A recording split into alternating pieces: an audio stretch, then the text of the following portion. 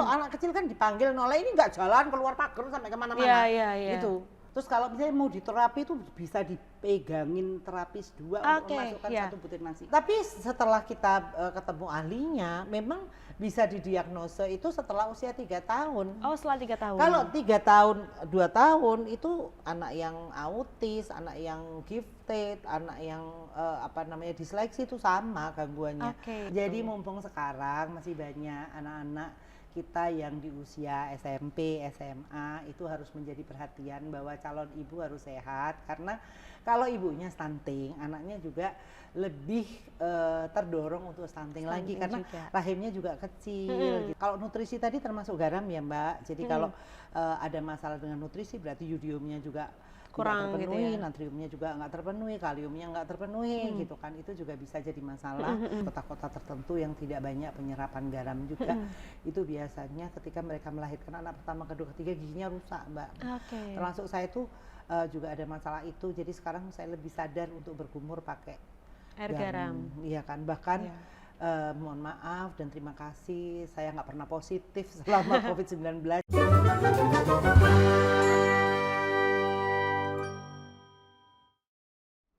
Hai kawan kapal, senang sekali kita kembali lagi di Kapal Bongkar Muat. Nah, hari ini kita akan membongkar cerita seputar anak berkebutuhan khusus dan semoga bisa menjadi inspirasi untuk kawan kapal semuanya. Hari ini kita sudah kedatangan tamu spesial ya, yaitu salah satu orang yang memang paham betul cerita seputar anak-anak berkebutuhan khusus. Langsung kita berikan tepuk tangan yang paling meriah untuk Ibu Iis Hendro. Wow, halo Bu. Tersanjung kenapa ini Bu? Iya, tersanjung lah, kita kan ya biasa membersamai anak-anak berkebutuhan khusus, itu kan memang kebutuhan saya. Bukan sebuah prestasi. Luar biasa. Nah, jadi ini sebenarnya kita mengundang untuk acara di Kapal Bongkar Muat karena kan biasanya kan kita sudah membahas seputar makanan ya kan Bu ya. Kita sudah membahas seputar peran seorang ibu juga. Tapi kalau misalkan cuma kita bahas soal ibu, anak itu kok kayaknya ada yang kurang ya, karena kan ada teman-teman kita yang lainnya juga kan ya Bu ya yang punya special needs, betul kan ya Bu? Kalau kita ngomongin ibu, ngomongin anak gitu kan, semua ibu itu custom, semua anak juga custom, jadi anak itu terlahir dengan potensi masing-masing. Tidak jarang tiba-tiba lahirlah seorang anak dalam sebuah keluarga ternyata dengan diagnosa yang mungkin tidak membahagiakan bagi orang tua yang mendengar. Tapi sebenarnya itu sih bukan kiamat ya, artinya ketika itu kapal masih bisa dibongkar. Jadi kita cari potensinya supaya kita juga bisa mengantarkan anak-anak kita ke level terbaik. Jadi jangan khawatir, yang jelas jangan lelah dan bosan untuk membersamai anak-anak kita supaya mereka juga bisa menjadi insan-insan yang berguna karena mereka juga sangat-sangat sempurna. Betul. Dan mungkin yang kawan kapal belum tahu, Bu Hendro ini dikaruniai anak spesial ya Bu ya, autis ya Bu ya. Betul. Tapi yang kawan kapal perlu tahu juga sebenarnya kadang ada salah kaprah nih Bu sama orang-orang di luar sana.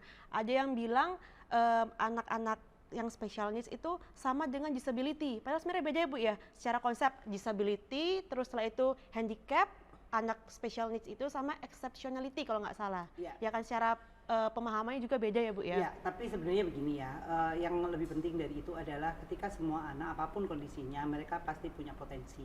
Betul. Jadi diagnosa itu hanya untuk para medis untuk membedakan kira-kira intervensi apa yang diberikan. Jadi kalau handicap itu kadang mereka itu punya beberapa gangguan yang bersamaan gitu kan. Jadi kadang-kadang kita kalau ada lomba, kemudian lombanya tentang anak-anak special needs, kita juga wah ini handicap nih menang nih. Bukan soal apa-apanya, karena semakin banyak gangguannya, tapi ternyata potensinya bagus dan orang tuanya bisa mengembangkan, berarti itu adalah suatu prestasi yang sangat luar biasa. Jangan pernah mengejudge seorang anak itu dengan apa yang kurang. Jadi kita nggak fokus sama kekurangannya, tapi kita fokus sama kelebihannya. Betul. Dan kalau yang saya tahu sendiri ada komite khususnya Bu ya untuk yang anak berkebutuhan khusus ini ya. Jadi baru ada komnas. Baik yang olahraga, ada yang kesenian juga kan ya Bu ya. Iya.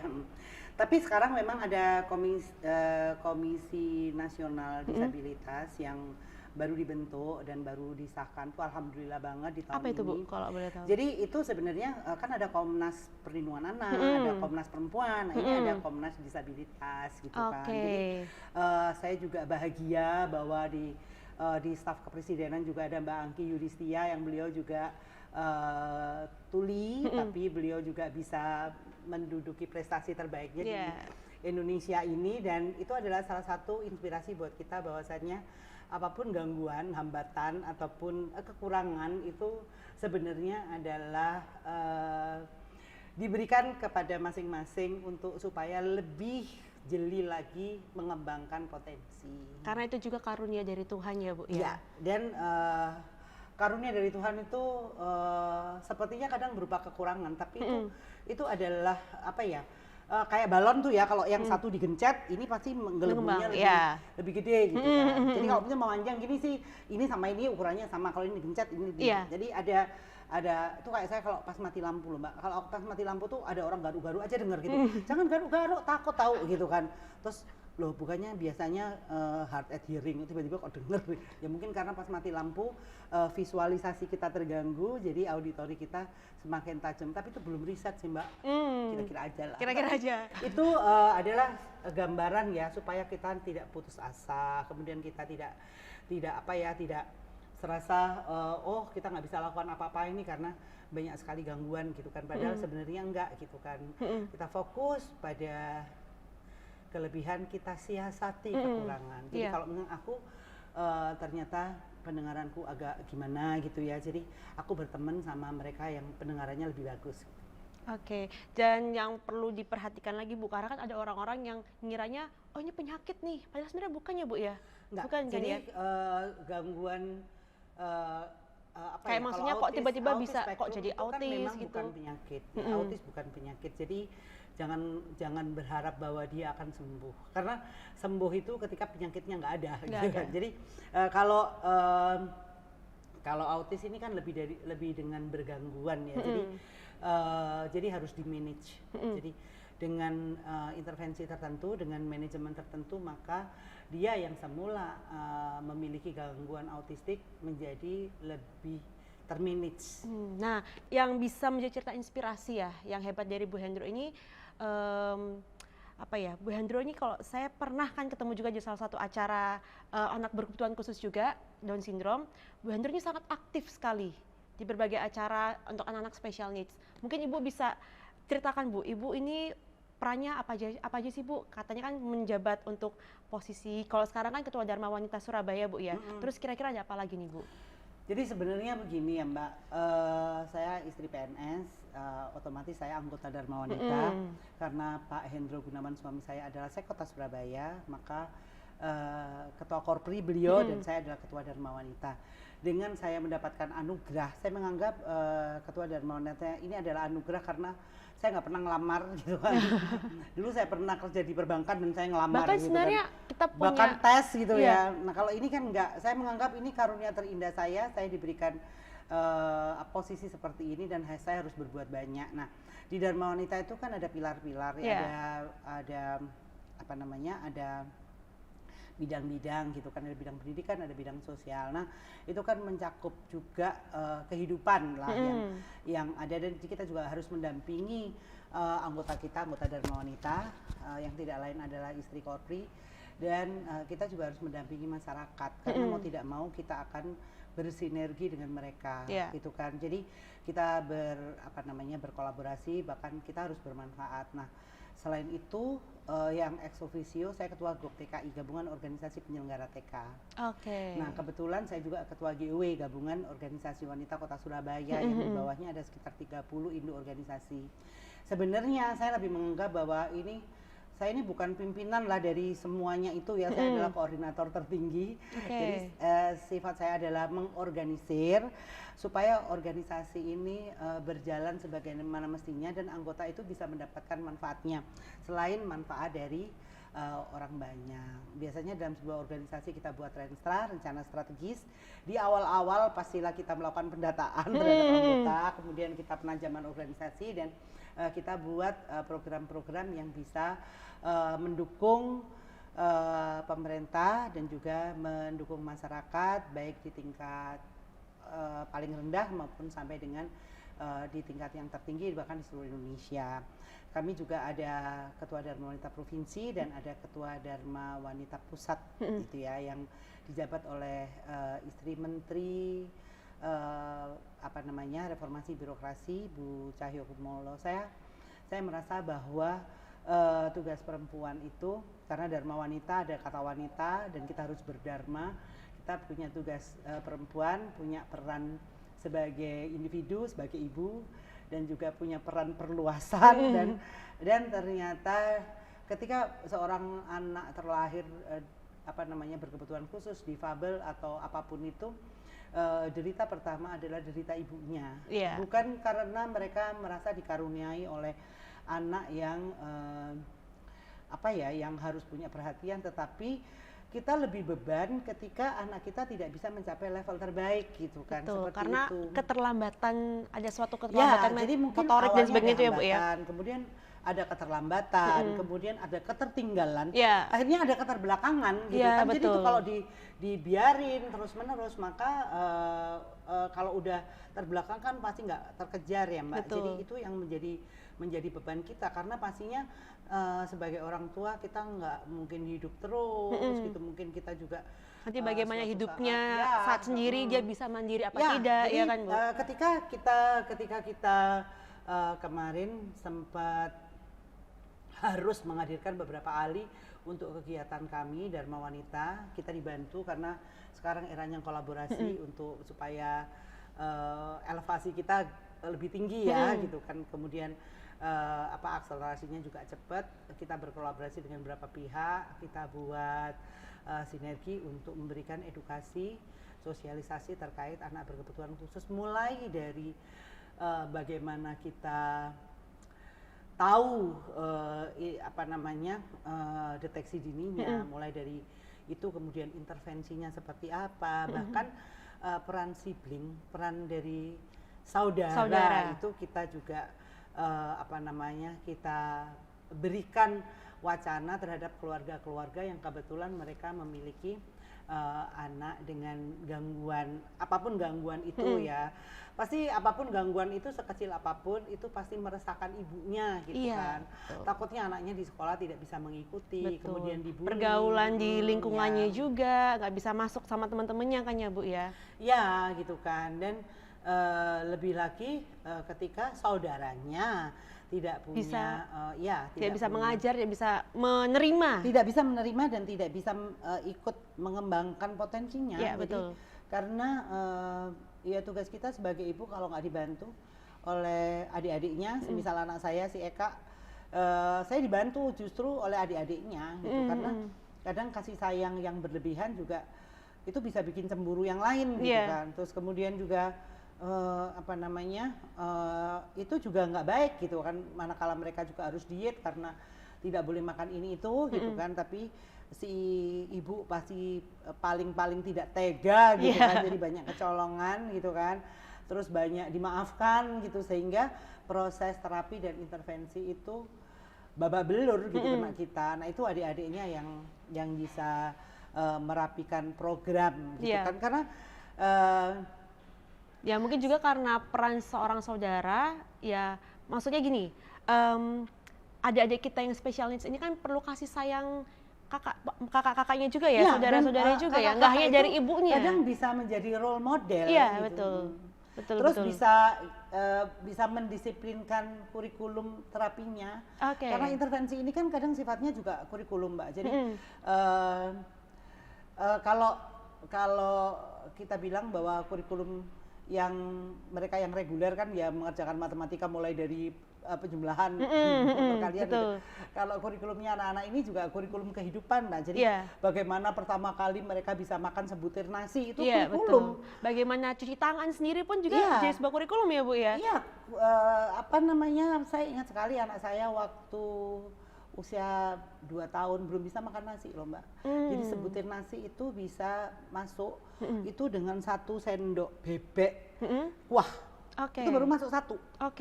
Terus kalau misalnya mau diterapi itu bisa dipegangin terapis 2 untuk memasukkan 1 butir nasi. Nah itu kalau nggak ada support dari adik-adiknya gitu kan, yang mas enak loh mas ini mas, nyam nyam nyam, adiknya juga makan sebutir gitu kan, nyam nyam nyam nyam gitu kan. Terus mas tirukan karena aba-aba yang gampang itu memang tirukan. Jadi kalau misalnya suatu hari juga pernah dia menelan sesuatu yang kita takut banget bahwa itu akan masuk gitu kan, kita kan udah bingung ya, mas buang, mas dilepeh, mas apa, itu perintah-perintah itu nggak masuk. Tapi begitu adiknya juga memasukkan sesuatu, dia bilang tirukan, dia langsung menirukan. Jadi memang saudara-saudaranya bisa menjaga juga ya Bu ya, untuk adik-adik kita yang special needs ini. Tadi kan udah banyak yang Ibu ceritain ya, bahwa punya jabatan yang Ibu miliki sekarang ini adalah sebuah karunia. Bahkan memiliki anak special needs adalah sebuah karunia juga kan ya Bu. Cuma mungkin banyak kawan kapal di luar sana yang masih belum bisa memahami kenapa kok bisa seorang anak jadi autis, kenapa kok bisa seorang anak jadi Down syndrome. Ya itu kan masih belum paham betul nih Bu. Bahkan salah kaprah. Ada yang mungkin menganggap oh karena turunan nih, karena dulu mungkin punya masalah hidup apa di karma gitu dan sebagainya. Nah ini kan orang-orang kan masih belum paham betul nih Bu. Kan ada yang Down syndrome karena kan katanya kan kromosom 21 dan sebagainya. Nah kalau autis itu bagaimana, mungkin bisa Bu Hendro ceritakan? Kalau autis itu ya memang masih simpang siur lah ya. Bahkan ada yang mengatakan bahwasannya ini adalah akibat dari kondisi apa namanya, ozon yang bagaimana gitu. Bahkan ada yang bilang dulu mungkin luar angkasa. Bahkan ada yang bilang mungkin pola makan ibunya saat lagi hamil.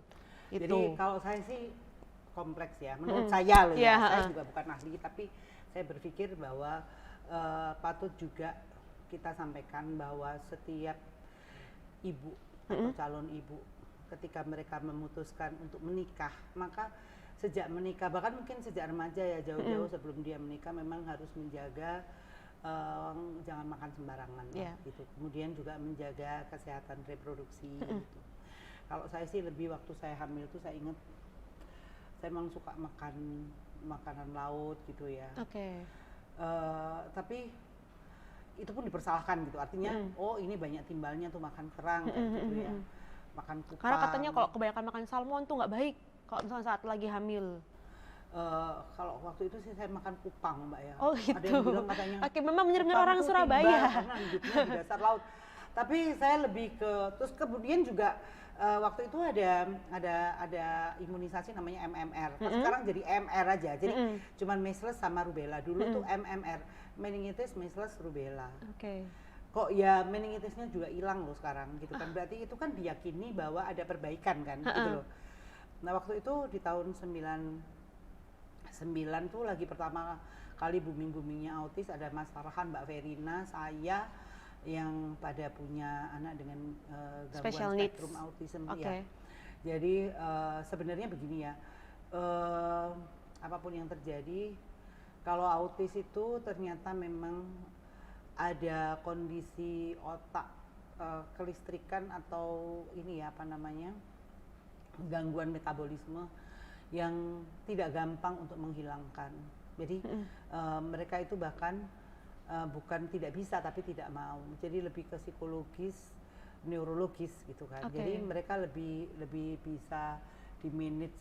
Dulu saya mikirnya gini, gajah aja bisa loh ya diajari sirkus gitu, masa anak nggak bisa gitu kan. Jadi memang kurikulum autistik itu lebih ke kepatuhan.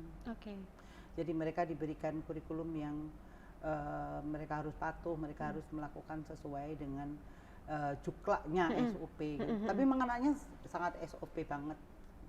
Anak-anak autis sangat SOP banget, jadi dia jam berapa, kapan tuh dia hafal banget gitu kan. Terus kalau saya pakai baju ini itu berarti saya mau pergi karena hari berarti ini. Berarti daya ingatnya juga masih tinggi ya Bu ya? Kalau mereka nggak bodoh gitu kan, maksudnya nggak ada masalah dengan IQ gitu kan. Jadi apa namanya, mereka ya mungkin semua anak mungkin nggak bodoh ya, tapi ini lebih ke memang ada gangguan metabolisme otak sehingga mereka menjadi disorder gitu. Mereka nggak bisa ada perintah sederhana gitu kan. Mereka juga apa namanya, mau-maunya gitu kan. Tapi even dilakukan terapi sejak dini, kemudian ada risiko-risiko dari sebuah tindakan yang mereka lakukan, mereka akhirnya memahami bahwa sebab akibat itu sangat mempengaruhi bagaimana mereka berlaku. Misalnya kalau dia pernah jatuh, ya dia nggak akan mengulang di tempat itu. Jadi kalau mereka pernah kena oven misalnya, dia nggak akan mengulang gitu. Karena sudah ada pengalaman buruk yang menimpanya, akhirnya dia ingat, oh jangan trauma. Dia punya trauma yang sangat kental ya. Tapi sekali lagi saya tidak menyarankan untuk fokus kepada kekurangan, tapi kita coba cari kelebihannya. Jadi banyak sekali yang kayak Vincent, itu ada galeri Vincent yang dia bisa menggambar kereta api begitu detail gitu kan. Ada Faisal yang ini Faisal yang autis ya Mbak, dia suka di kereta api ya, dia sampai hafal betul gitu kan, bagaimana kereta ini datang jam berapa gitu kan. Terus kalau anak saya suka masak gitu, kemudian ada teman-teman dia itu yang suka nyanyi, Anharu itu malah bisa menghitung tanggal lahir dan tahun, bisa jadi hari itu hari apa gitu kan. Terus kemudian banyak sekali kelebihan anak-anak itu yang sebenarnya itu di luar yang kita pikirkan. Ternyata memang, makanya kita harus mencoba, jangan lelah dan bosan. Betul, karena memang banyak juga yang saya tahu anak-anak yang special needs ini mereka bisa bermain alat musik juga, bisa berenang juga. Nah itu kan? Memang ada peta, ada evidence ya, ada penelitian yang mengarah ke sana gitu kan. Kan autis ini udah lama lah, udah rata-rata yang dulunya booming sampai dengan tahun ini tuh di usia 23, 24 ya, usia 24, 25 lah segitu, itu rata-rata usia segitu ya. Cuman kan tadi Bu Hendro sempat ngeluarin statement juga kalau misalkan mereka kadang ada yang kurang fokus dan sebagainya kan Bu ya. Kalau autis memang nggak fokus. Fokus. Jadi gejala pertama autis itu kan ada yang hiperaktif, ada yang enggak. Ada yang hiperaktif, ada yang hiperaktif enggak. Tapi tepatnya bukan hiperaktif, tapi mereka itu tidak tahu bahasa gestur. Dan mereka tidak fokus sehingga mereka nggak nunjuk. Jadi mereka kalau misalnya pegang mama ya dipegang, mama mana ya dipegang. Bukan mama mana itu enggak. Jadi kalau itu berarti kan fokus. Karena autis nggak begitu. Terus gitu, mau ya dijawab mau, nggak mau ya nggak mau. Nggak mungkin anak autis tuh mau ngangguk, nggak ada bahasa gestur. Karena mereka memang nggak fokus. Iya kan, terus nggak ada yang kayak apa sih ya, biasanya kan orang kelihatan dari mukanya, oh ini lagi nyembunyiin apa, bohong-bohong gitu. Nggak ada, bahasa gestur nggak ada. Tapi kalau untuk pembinaannya Bu, karena kan ada yang mereka nanti bisa ikut mungkin kejuaraan apa gitu, mereka yang mungkin untuk musik dan sebagainya, belajar itu pembinaannya seperti apa itu? Kalau anak berkebutuhan khusus tuh udah tampak kok Mbak, jadi kalau Down syndrome itu ke seni, nari, fashion show, itu terus genit-genit itu Down syndrome gitu Mbak. Betul, genit-genit. Itu, jadi kita tuh udah tahu, oh Down syndrome nari dong gitu, ya kan? Atau apa gerak dan lagu gitu kan, terus fashion show gitu, itu Down syndrome gitu. Kalau Down syndrome main musik kayaknya enggak gitu kan. Kalaupun ada yang bisa, itu prosentasenya sangat kecil. Kalau anak autis disuruh fashion show, ya lari, terus nggak karu-karuan, zigzag, gulung-gulung gitu Mbak, gitu kan. Jadi kalau anak autis itu memang dia harus sebenarnya yang saya bilang tadi bahwa kayak seperti balon ya, kalau ini digencet ini naik. Nah itu kadang-kadang kalau autis itu juga semakin dia bisa itu mengurangi tantrumnya. Apa tuh Bu? Tantrum itu luapan emosi yang berlebihan, kayak misalnya jatuhin kepala, bentur-benturin di tembok, terus kemudian pokoknya perilaku maladaptasi gitu kan, yang dia muter-muter, terus goyang-goyang, body rocking, terus nggak karu-karuan gitu ya. Nah itu kalau misalnya dia bisa melampiaskannya dengan yang lain, misalnya main musik atau apa, atau gambar, itu dia lebih nggak tantrum. Oh gitu. Sama kayak kita lah. Sama ya. Iya. Jadi Mbak kalau semakin bisa apa gitu, semakin nggak suka marah-marah. Tapi yang saya pengen tahu nih Bu, saya juga tahu beberapa di Surabaya ini kan banyak sekolah-sekolah luar biasa, ya kan? Ada juga yang saya tahu ada yang murid-muridnya autis, ada yang murid-muridnya Down syndrome, atau bahkan yang handicap juga. untuk kurikulumnya mereka yang saya tahu ini kan seperti yang kita udah bahas ya Bu ya, mereka itu lebih banyak kurikulumnya tentang bukan kayak kita matematika 1 tambah 1, 2, tapi kurikulumnya tentang kehidupan sehari-hari. Itu gimana ya ngomongnya? Di rumah pun kan juga diterapkan hal seperti itu ya Jadi Bu? gini Mbak, kita tuh yang perlu kita pahami ya, yang perlu kita pahami itu para ahli itu sudah memetakan, ya, sudah memetakan. Kalau anak-anak autis itu dia lebih ke matematis sebenarnya. Oh gitu. Ya, jadi dia akan bisa menghitung. Oh gitu. Oke. Jadi mungkin kalau kita bertanyanya 20 tahun yang lalu kita masih belum tahu. Karena belum tahu, karena belum diteliti ya Bu ya. Kalau sekarang itu lebih itu tadi gitu kan. Terus kemudian anak-anak dengan gangguan penglihatan itu lebih suka musik karena auditorinya bagus. Oh iya betul. Nah kalau yang anak tunarungu tuh cantik-cantik Mbak. Dia tuh cantik-cantik gitu kan, mereka suka bercermin, dia melihat pose terbaiknya dia seperti apa. Jadi saya punya prakawati itu tunarungu. Gitu. Terus kemudian mereka yang, tapi sekarang tunadaksa juga ikut fashion show nggak apa-apa gitu ya, mereka tergantung bakatnya. Terus quality control itu autis Mbak, karena dia rigid. Jadi kalau misalnya di pabrik sosis gitu, dia suruh milah-milahin sosis yang cacat sama yang enggak, itu autis Mbak. Malah lebih apa ya, lebih rigid.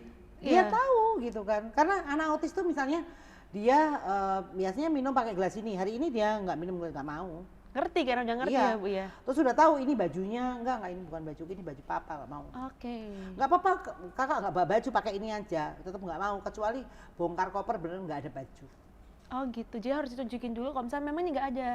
Ya, harus dikasih tahu juga minjem gitu ya. Dia nggak mau minjem, terus kalau bajunya dia dipinjem juga suruh copot. Oh gitu. Terus akhirnya pakai apa Bu? Maksudnya tetap dengan sesuai apa namanya keinginannya dia dengan atau pengalaman seperti itu daripada kita berantem ya gitu kan.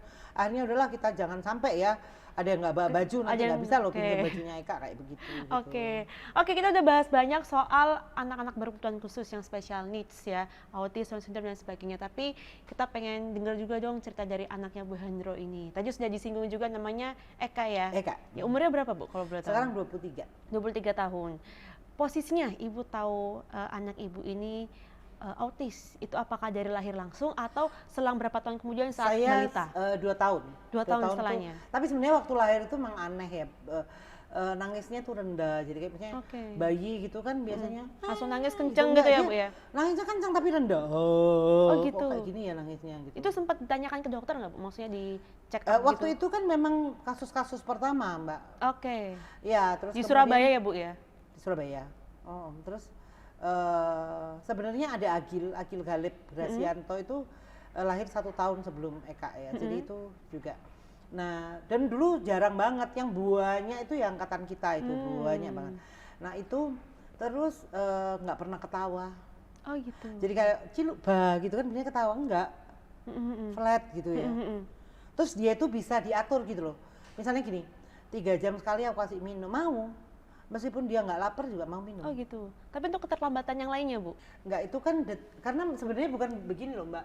Autistik itu tidak diawali dengan tiba-tiba terlambat. Sebenarnya nggak ada yang terlambat. Nggak ada ya? Nggak ada. Karena kan kalau ada yang nggak biasa. Nggak biasa. Karena kan kalau Down syndrome itu kan mereka punya keterlambatan di kognitifnya di awal-awal waktu masih baby ya Bu ya. Kalau yang saya tahu kognitifnya, sensor motoriknya itu katanya. Down syndrome kan dari bentuk wajahnya. Wajahnya betul. Udah tahu. Betul. Jadi kalau yang kromosom 21-nya nggak ada kan memang lebih begitu ya. Jadi tapi lebih autis, khas ya, wajahnya. tapi autis nggak ada ya Bu ya. Apa memang kan kembar gitu ya. Jadi kembar 1000 wajah gitu ya kan. Gitu kan. Jadi sama kakaknya nggak mirip, sama Down syndrome-nya mirip gitu kan. Padahal beda ibu beda bapak ini ya. Iya gitu iya kan. Jadi mirip gitu kan. Tapi kalau kalau autis ini jadi gini, memang dia gangguan bicara awalnya. Oh, gangguan bicara awalnya. Awalnya gangguan bicara, teman-temannya udah bicara, dia belum gitu. Jadi sebenarnya autis itu lebih ke ini ya Mbak, gangguan interaksi awalnya. Jadi kalau keterlambatan dia nulis ya bisa jalan ya, umur 10 bulan udah jalan. Cuman dia itu jalan nggak bisa berhenti gitu loh. Jadi kalau anak kecil kan dipanggil noleh, ini nggak jalan keluar pagar sampai kemana-mana gitu. Jadi kayak kita ngelepasin kelinci gitu ya, lompat kemana-mana. Ini kok bisa kayak gini ya anak gitu loh. Kita tuh mikirnya kayak gitu ya. Jadi nggak nggak ada yang berbeda gitu kan. Jadi ya baik-baik aja, fine-fine aja gitu loh Mbak. Jadi tapi setelah kita ketemu ahlinya, memang bisa didiagnosa itu setelah usia 3 tahun. Oh, setelah 3 tahun. Kalau 3 tahun, 2 tahun itu anak yang autis, anak yang gifted, anak yang disleksi itu sama gangguannya. Telat ngomong gitu kan, terus hiperaktif, nggak bisa diem, muter-muter, maladaptasi. Jadi kalau nggak bisa diem itu masih, kalau nggak bisa diem cuman naik turun kursi itu kan masih umum. Kalau ini kan muter-muter, anak-anak muter kayak kipas angin kan. Ini kenapa susah ya, kontrolnya juga gitu kan ya, Bu ya. Kemudian kalau untuk aktivitas lainnya Bu, mungkin yang dari si Eka lakukan di rumah biasanya jadi ngapain tuh? kalau kemudian kita biasanya itu yang mengherankan tuh waktu kita beli puzzle ya. Beli puzzle tuh dibongkar-bongkarin itu Bu, dihambur-hamburin. Sesulit apapun puzzle tuh 5 menit tuh udah jadi. Oh gitu, malah cepet ya Bu ya? Oke, kita hebatnya gitu ya Bu? Sebenarnya nggak apa-apa gitu loh. Tapi kenapa nggak ngomong ya gitu. Terus udah tes telinga ya nggak apa-apa. Apa mungkin maksudnya perlu kayak, kan ada terapi bicara juga Bu ya? Ya terapi bicara pun Eka sampai hari ini nggak bicara. Tapi dari kecil apa Ibu memang sudah bawa untuk terapi mulai 2 bicara? tahun. Mulai 2 tahun. Jadi kita sampai afiliasi untuk Aksa Sentra Autisme. Dan kita buka Aksa Sentra Autisme di rumah. Itu karena memang saya pengennya intensif gitu kan. Tapi kadang memang ada denialnya gitu loh Mbak. Makanya kita tuh dilarang denial. Denial tuh kan jadi menghambat gitu. Kita tuh menolak kalau anak kita autis gitu loh. Jadi enggak, nanti kan bisa-bisa sendiri gitu. Jadi kita enggak tuntas gitu kan. Tapi kayak Agil itu kan dia 8 jam dia terapi. Ya memang kasihan, cuman hasilnya lebih bagus gitu kan. Iya. Kalau yang saya tahu terapi itu kan ada yang terapi motoriknya, kan ada yang, kalau ini kita berbicara di luar autis ya Bu ya, ada kan yang terapi yang mereka nggak bisa berdiri, ya kan, iya, ada juga yang terapi, apa itu fisioterapi, betul. Itu biasanya untuk anak-anak CP, cerebral palsy, jadi kan yang cerebrumnya kenapa-napa, jadi mereka punya gangguan di sentra gerak gitu. Kita kan tadi sudah ngebahas soal, tapi aku pengen tahu lagi sih Bu, untuk yang si Eka ini Bu, dia punya apa ya, bertalenta di bidang apa ini kalau boleh tahu? Kebetulan anak saya low functioning, jadi minatnya terbatas sekali. Tapi pasti ada kan Bu, maksudnya dia suka banget sama satu hal ini. Dia tuh suka masak. Suka masak. Cuman dia masih, kita mengembangkannya masih di level dia masak untuk dirinya sendiri gitu kan. Cuman yang lucu itu dia kalau kita udah tahu beli bubuk-bubuk misalnya untuk kasih rasa pupuk gitu, udah dicuam, campur, dia udah mixing gitu ya gitu. Mengenal bahan-bahan masakan itu udah tahu. Cuman maksudnya kayak bawang merah, bawang putih gitu udah tahu. Tahu lah Pak, udah tahu gitu ya. Kan. Jadi kadang-kadang dia maksa kita, misalnya kita masak apa, sukanya lodeh. Jadi kita masak apa sama dia langsung dicemplungin bahan-bahan lodeh gitu kan. Jadi ya lodeh jadinya. Berarti Ibu sering banget tuh masakin lodeh buat si Eka? Iya, ya hampir tiap hari kita lodeh, cuman isinya aja beda-beda. Sekarang lodehnya mungkin yang penting berkuah juga ya Bu ya? Yang penting berkuah ya Bu ya? Enggak sih. Enggak juga. Sebenarnya kalau itu kan dia tuh suka dadar telur kan, suka gitu kan. Dulu waktu dia kecil kan dia nggak makan nasi, jadi sama kita dadar telur tuh dalamnya dikasih nasi. Oh gitu. Jadi nasi sendok sama telur di dadar gitu, jadi di dalam dadarnya udah ada nasinya. Karena dia kan nggak boleh makan terigu kan. Nah ini saya jadi pengen tanya nih Bu, tadi kan Ibu sudah ngejelasin tentang bagaimana si Eka di rumah kan ya, perannya Bu Hendro sebagai seorang ibu untuk yang anak special needs ini pasti kan punya apa ya, hal-hal yang harus do's and don'ts-nya kan, baik dari apa yang harus dia lakukan sehariannya karena takutnya dia kena benda tajam dan sebagainya, makanannya juga pasti kan ada yang nggak boleh dan yang dibolehkan ya Bu ya, mungkin bisa di-sharing Bu. Ya, jadi pada dasarnya memang semua apa yang dilakukan oleh anak-anak, maksudnya gini, siapapun ya bisa menggunakan metode ini karena ini tidak hanya untuk anak autis ya, ini kan juga untuk anak yang reguler juga. Yang pertama adalah aplikasi behavior analysis, jadi kita analisa kebiasaan. Kita harus tegas terhadap apa yang boleh, yang nggak boleh, karena itu akan menjadi self control dia nantinya. Jadi entah itu Down syndrome, entah apapun, kalau mereka udah tahu bahwasannya oh ini nggak boleh dilakukan gitu kan. Jadi dia harus hormat sama yang lebih tua, semisal atau bagaimana gitu kan. Jadi kita dia nggak boleh kasar, nggak boleh marah sama tamu kayak gitu ya.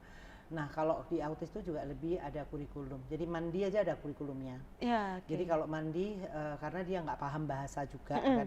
Kalau Eka itu udah nggak ngomong, nggak paham bahasa, Mbak. Oke, terus komunikasinya gimana, Komunikasinya Bu? Paling itu bahasa, nunjuk gitu ya, Bu, ya? Tapi kita langsung di prom. Jadi kayak duduk gitu ya. Jadi ada sedonya. Nanti duduk, masih diem kan. Duduk, didudukin. Baru dia duduk. Yang apa sedonya juga duduk gitu. Oke. Shadow itu maksudnya kitanya orang lainnya ini yang Jadi memerintahkan. ada 3 orang, 1 terapis, 1 dia, 1 shadow. Oke. Di awal-awal. Oke. Nah sekarang dia udah tahu duduk. Terus aba-abanya tuh tirukan. Dulu aku bingung kenapa sih nggak tepuk tangan gitu aja, kenapa tirukan gitu. Nah dari tirukan itu membuka pintu untuk dia mengenal. Kata-kata tirukan itu. Ya. Oh, berarti dia lebih memahami kata tirukan ya, Bu ya, daripada misalkan tepuk tangan, minum gitu. Ya, jadi dia menirukan shadow. Oke. Jadi menirukan, jadi tirukan dia akan menirukan. Oke. Jadi Apakah itu hanya Eka? Kalau nggak ada shadow pakai cermin. Apakah itu hanya Eka saja atau memang autis begitu. biasanya seperti itu? Ya. Oke. Makanya harus melalui lembaga terapi. Sebenarnya kalau orang tuanya telaten atau siblingnya telaten sih nggak apa-apa ya. Tapi kalau enggak ya harus diterapi. Karena kalau udah telat udah repot. Iya betul sih, betul. Kalau Eka tuh mandiri sih Mbak. Jadi untungnya mandiri ya, terus rapi dia, rapi. Iya. Cuman kalau untuk minat bakatnya karena dia juga nggak ngomong kan kita bingung juga. Makanya saya adik-adiknya tuh yang susah dari Mas Eka ini karena nggak ngomong sih ya Ma gitu. Iya sih kalau yang lain tuh masih ngomong, jadi masih ini nggak ngomong sama sekali. Tapi dia bisa sih nulis pakai tab, bisa diajari gitu. Oke, berarti komunikasinya ya hanya sebatas itu ya Bu, maksudnya mungkin gestur atau apa ya, gitu ya. Tapi dia kalau suruh nyari-nyari yang dia suka dia nemu aja gitu. Sama sebenarnya sama kayak kita ya Bu ya. Jadi penciumannya juga tajam gitu. Makanan yang enak sama yang nggak enak dia tahu. Gitu malah. Nasi goreng nggak enak didorong. Oh, waduh. Memang apa bumbunya kurang gimana gitu kan. Ini kalau anaknya Bu Hendro datang ke sini, terus nanti bakal masak juga ya Bu Hendro ya sama Chef Reza. Iya, mungkin bakal terus bisa menilai nih di judge-nya. Misalnya maunya servisnya begini dia nggak mau bener. Waduh, gitu. bahaya juga nih ya Chef ya. Ribut nanti. Oke, tadi kita kan sudah banyak ngebahas soal Eka ini ya Bu ya. Tapi saya penasaran nih Bu, anak seperti Eka apakah bisa misalkan masuk ke sekolah umum? Gitu. Itu cita-cita banget ya Mbak. Saya tuh kalau boleh, bisa ngetawain diri sendiri. Jadi aku tuh maksa banget anakku masuk sekolah umum gitu, supaya pengen pakai seragam. Karena teman-temanku kan menikahnya bareng-bareng nih. Jadi aku menikah di bulan Juli, teman-teman menikah di bulan April gitu kan. Hamilnya juga sama-sama, lahirnya sama-sama. Anak kita tuh beda gitu kan. Tapi Eka disekolahkan juga kan Bu ya? Sekolah luar biasa. Umum. Jadi aku tuh sekolah sepanjang hari Mbak, pagi masuk kemana, siang di Aksa Center untuk terapi, sore kemana gitu. Jadi sekolah terus, pagi di SD Klampis dulu. Oke, nggak dimasukkan ke sekolah luar biasa Bu, SLB? Loh kalau SLB kan memang gimana ya Mbak, kan ya kan beda gitu ya, loh. penanganannya jadi, juga beda ya. Maksud saya kalau misalnya kita di YPAB, Yayasan Pendidikan Anak Buta, ya kan mengurus anak buta. Terus pernah ke Galuh Handayani gitu kan. Tapi anak kita nggak gitu juga gitu loh. Aku ya sempet bingung tuh, akhirnya sama psikolog Bu Lestari Basuki kalau nggak salah, sama Bu almarhumah Endang Ghazali, Al-Fatihah untuk beliau, itu kita dirujuk ke Aksa Sentra Autisma ke Dr. Handoyo. Kebetulan anak Dr. Handoyo juga autis gitu kan. Gitu kan, terus aku jadi merasa di rumahku 1 anak autis, di sini 100 orang autis kabeh. Jadi kita merasa ternyata banyak temennya gitu ya. Terus udahlah gitu kan. Terus pertama kali itu anak saya nangis, saya juga marah sama Dokter Handoyo. Di rumah nggak pernah nangis, kenapa kok di sini jadi nangis gitu. Mungkin malu kali ya Bu, karena ketemu orang baru nggak dikenal jadi. Enggak kan, ibu kalau anak ibu tidur itu jangan-jangan saya kasih CTM katanya Dokter Handoyo. Jadi kalau anak ibu nangis itu dia belajar kehidupan tuh ada begitunya Bu, ada nangisnya. Kalau ibu nggak nangis juga malah repot, anak ibu nggak nangis gitu kan. Jadi orang itu memang gitu, emosi itu bisa nangis, bisa apa yang biar belajar dia meluapkan emosinya gitu kan. Justru bukan manusia kalau maksudnya nggak nangis, nggak ini ya nggak apa-apa, dia kita ajari bersikap gitu. Menolak sesuatu gitu kan sampai nangis gitu kan. Itu kan akhirnya saya memutuskan untuk tidak nungguin. Tapi saya menyesal sekali sebenarnya kalau mau diulang. saya harus minta maaf sama anak saya lah, harusnya saya tuh dulu nggak bekerja gitu kan, saya akan nungguin dia sehingga saya tahu apa yang harus benar-benar saya lakukan di rumah untuk membimbingnya juga karena ya, memang gini, memang sebenarnya yang betul itu perilaku di rumah sama di sekolah itu harus sama. Kalau di sekolah dilarang, di rumah juga harus. Mesti ini ya, penerapan betul, yang di sekolah begitu. Misalnya di sekolah cara mengajarnya duduk berdiri, kemudian dia harus ngapain, di rumah juga harus begitu. Ya, gitu betul, kan. betul.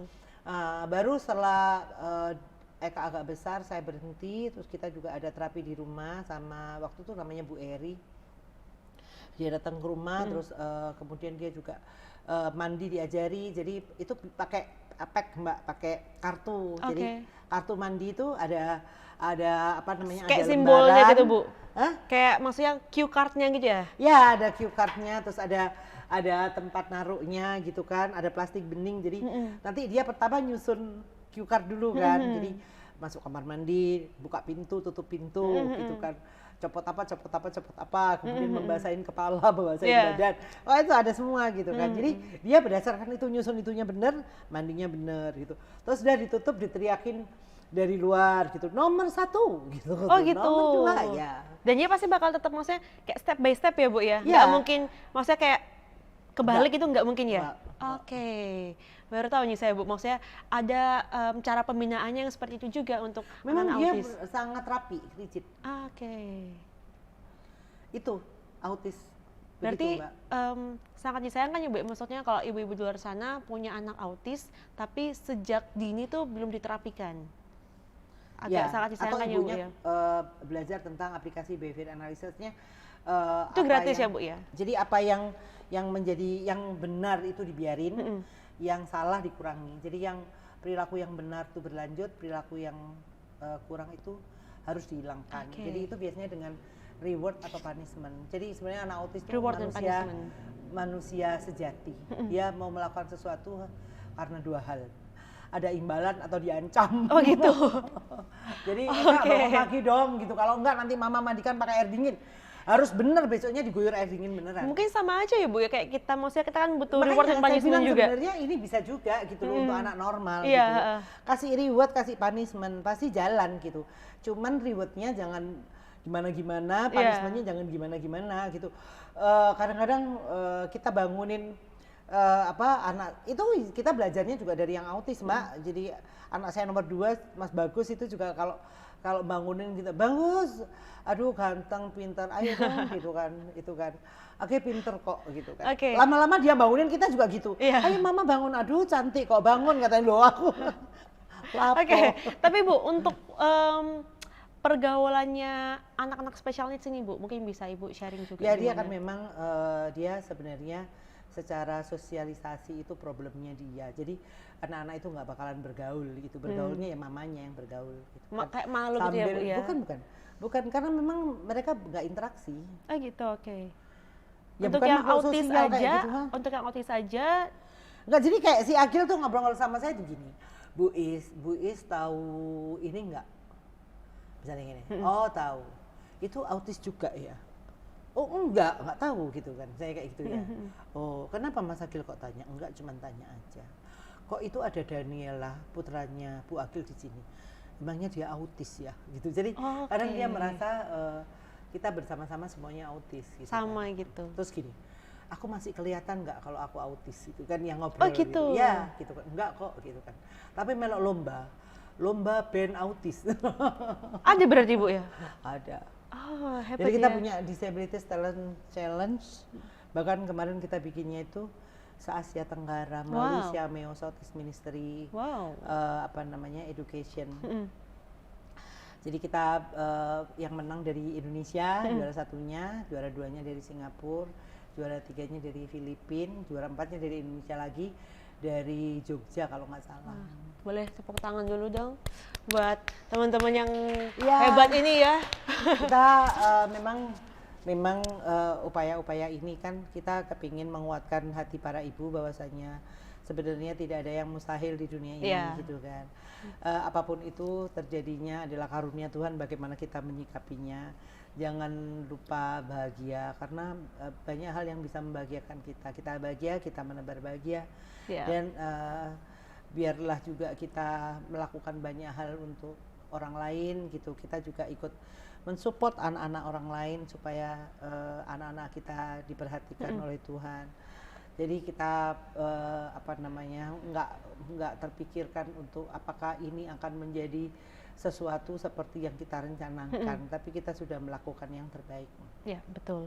Tapi untuk anak-anak special needs ini, Bu, kalau saya penasaran sih, Bu, mereka tetap harus bisa mengkonsumsi yodium ya, Bu ya? Ya, kalau harus yodium ya? itu kan memang sebenarnya yodium itu adalah salah satu kecukupan gizi yang harus dipenuhi. Saya pahami bahwa kenapa sekarang itu Indonesia harus bebas stunting, karena ketika anak-anak itu stunting maka itu akan menjadi ya bahaya juga sih ya, Bu ya. Lampu kuning ya. Jadi jangan-jangan kalau ini tidak ditangani maka dia akan menjadi berkebutuhan khusus gitu kan. Ada satu jembatan keledai ya yang apa itu, Bu? Jembatan keledai. Kita kan kalau suruh ingat-ingat gitu kan capek ya, Mbak, tapi kan kita ada jembatan keledai yang harus kita ingat bahwa kok pendek. Stunting itu kan identik dengan gagal tumbuh gitu kan. Gagal tumbuh itu mungkin karena kekurangan gizi akut gitu, tapi sebenarnya itu tidak hanya terkait dengan nutrisi, tapi juga terkait dengan kesehatan ibu, kesehatan remaja putri. Jadi itu dimulai dari ketika masih gadis, mereka juga harus menjaga kecukupan gizi dan juga kesehatan reproduksi. Ada istilah jembatan keledainya tuh kok pendek. Yang pertama adalah kondisi ibu. Jadi kondisi ibu itu harus sehat. Kadang kalau ibunya diabetes atau apa, narkoba gitu kan, terus kemudian TBC gitu kan. Nah itu kan berdampak ke O-nya, kok pendek, KO ya. O-nya itu ibunya mengkonsumsi obat, ya mengkonsumsi obat kita kan nggak tahu efeknya terhadap janin juga ya. Terus kemudian K yang kedua itu adalah kondisi kehamilan, jadi bisa plasenta previa, bisa mungkin preeklamsia, ibunya tekanan darahnya tinggi macam-macam, terus bayinya kecil gitu di bawah prematur normal gitu, Bu? ya. Prematur itu kurang cukup bulan ya kan, tapi kalau kecil itu memang bayinya tidak tumbuh gitu kan. Itu kan harus dicari sebabnya apa gitu kan, kemudian sungsang macam-macam lah. Nah itu baru yang keempat itu partus, persalinan itu bisa prematur, bisa 6 bulan tuh biasanya kornea belum terbentuk begitu ya. Itu kebanyakan mereka juga pasti diambang ada gangguan penglihatan seperti itu atau dan lain-lain, makanya harus diperiksa semuanya. Terus kemudian sesar atau spontan atau kemudian berat badan kurang, biasanya kalau di bawah 2 kilo itu kandidat berkebutuhan khusus. Kemudian kok pendek ya, E-nya ya kromosom itu. Jadi kalau 21 berarti kan Down syndrome berapa gitu kan. Kok pendek, N-nya baru nutrisi gitu kan. D-nya gitu vitamin D. Jadi ibunya kekurangan vitamin D, anaknya juga gagal tumbuh. Terus E yang lain tuh adalah hormon gitu. Jadi ada achondroplasia, kerdil, kemudian macam-macam. Jadi sebenarnya itu yang harus kita pahamkan, karena membangun generasi itu mulai dari generasi sebelumnya. Jadi mumpung sekarang masih banyak anak-anak kita yang di usia SMP, SMA itu harus menjadi perhatian bahwa calon ibu harus sehat, karena kalau ibunya stunting, anaknya juga lebih terdorong untuk stunting lagi karena rahimnya juga kecil gitu, kayak gitu kan. Kemudian yang terakhir itu justru penting itu adalah kalau nutrisi tadi termasuk garam ya Mbak. Jadi kalau ada masalah dengan nutrisi berarti yodiumnya juga kurang terpenuhi, gitu ya? Natriumnya juga nggak terpenuhi, kaliumnya nggak terpenuhi gitu kan. Itu juga bisa jadi masalah. Yang terakhir adalah kondisi psiko sama sosio dari ibunya. Semisal ibunya olahraga terus sepanjang hari juga nggak baik. Terus ibunya juga mager juga nggak baik. Bayi nggak pernah digendong, dituaruk, dibiarin. Nggak baik juga. Ya nggak baik juga. Jadi bayi itu harus ada rangsangan, harus belajar gitu seperti itu. Dan yang saya sempat dikasih tahu sama dokter juga, dokter gigi ya Bu ya. Sebenarnya baik ya Bu ya untuk anak-anak berkebutuhan khusus sering berkumur air garam juga katanya untuk giginya ya. Berkumur air garam itu kan memang untuk membunuh bakteri ya, terus sodium juga kan bagus juga ya kan, apa namanya, untuk mempertahankan kualitas gigi juga memperkuat. Kebetulan saya ini yang termasuk apa namanya, tidak memikirkan bahwasannya ketika gigi kita itu gampang rusak itu berarti kondisi tulang kita yang lain juga begitu gitu kan. Di tempat-tempat tertentu, mereka yang terlahir di area-area tertentu, di kota-kota tertentu yang tidak banyak penyerapan garam juga, itu biasanya ketika mereka melahirkan anak pertama, kedua, ketiga giginya rusak, Mbak. Termasuk saya tuh juga ada masalah itu, jadi sekarang saya lebih sadar untuk berkumur pakai air garam. Iya kan, bahkan mohon maaf dan terima kasih, saya nggak pernah positif selama COVID-19, jadi cek peduli lindungi saya bersih gitu kan, karena berkumur air garam. Ya, bahkan mencuci hidung pakai garam gitu kan, betul, kayak bisa berwudu dimasukin, dan kalau pakai garam itu kotoran yang di dalam juga lebih encer ya. Betul sekali. Oke, kita sudah ngomong panjang lebar banget Bu, udah sejam lebih mungkin ya kita ngobrol seputar anak special needs, tentang Eka juga. Semoga bisa ketemu sama Eka ya Bu ya. Ini kapan-kapan kita bisa masak Bu sama Eka ya. Kita bisa masak, masaknya yang gampang-gampang gitu. Dia betul. Sukanya makan nasi goreng. Nasi gitu goreng, kan. Siap. Chef Reza dengar ya Chef Reza ya. Nasi goreng buat Eka nanti. Oke, senang sekali Bu. Saya berterima kasih ya, terima kasih telah banyak. datang ke Garam Cakapal, berjumpa dengan kawan kapal juga. Sehat-sehat untuk Ibu Hendro, untuk Eka, keluarganya. Dan kawan kapal stay tune terus di Kapal Bongkar Muat. Dan nanti setelah ini kita bakal saksikan juga Bu Hendro bakal masak bersama Chef Reza. Menunya apa? Don't go anywhere. Tetap ya sama Kapal Bongkar Muat. Dadah!